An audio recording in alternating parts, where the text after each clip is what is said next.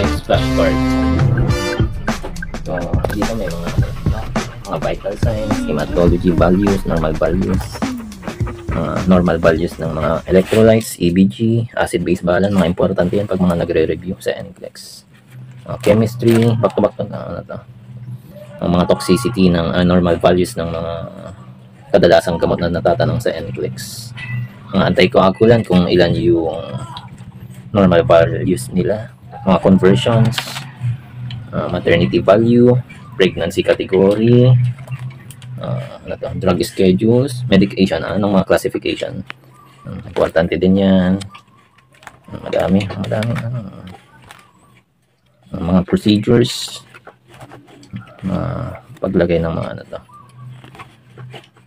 mga terminologies, ano yung mga definitions nila. Magandang flashcard para sa mga nagre-review. Yan, mga contents. Goods, ganda to. Sure, pasado.